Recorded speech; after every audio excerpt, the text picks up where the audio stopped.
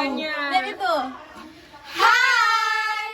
Perkenalkan kami dari kelompok Daur Air Dan Daur Fosfor. Perkenalkan, saya Bunga Fajarisa. Saya Aurel Natali. Saya Nadia Vanessa. Saya Evija Sinamo. Saya Chelsea Fadia Kalisa. Saksikan video kami.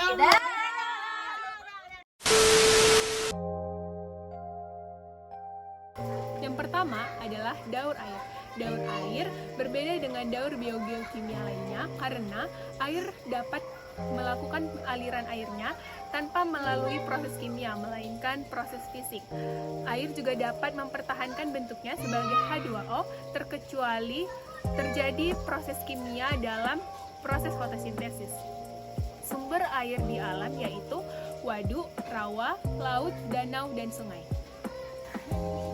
Di dalam tubuh makhluk hidup, air berperan sebagai pelarut dan mentransportasikan zat makanan dan zat metabolisme, mengatur suhu tubuh dan media reaksi kimia di dalam tubuh. Siklus hidrologi merupakan siklus air yang terjadi secara tidak berkesudahan. Proses ini dari atmosfer ke bumi lalu ke atmosfer lagi.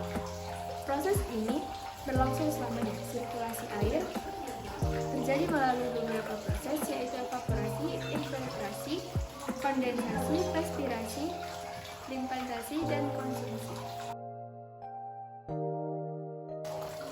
Apa itu fosfor? Fosfor adalah unsur kimia yang ditemukan di bumi dalam berbagai bentuk senyawa, seperti ion fosfor yang terletak di tanah, air, dan sedimen.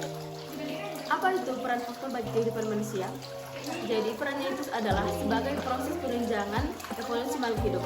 Selain menjadi sumber energi, fosfor juga dapat membentuk membran sel.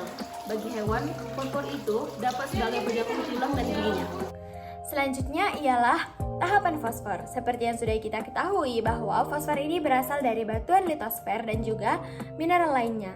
Hujan dan pelapukan akan menyebabkan batuan ini mengalami erosi dan akan melepaskan ion fosfat dan juga mineral yang akan diserap oleh tanah.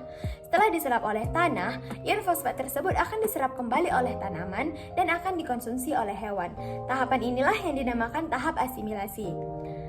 Begitu berada di tumbuhan, hewan, ataupun organisme lainnya, fosfat tersebut akan dimasukkan lagi ke dalam molekul yang lebih sederhana seperti DNA.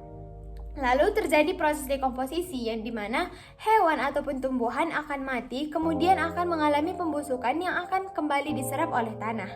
Di dalam tanah, bentuk organik fosfat dapat tersedia bagi tanaman oleh bakteri yang memecah bahan organik menjadi bentuk anorganik fosfor.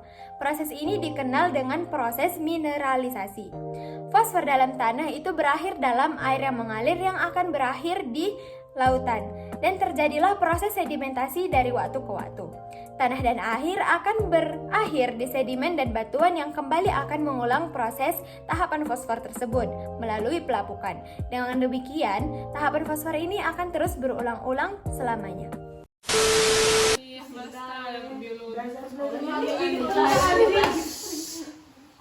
Makasih.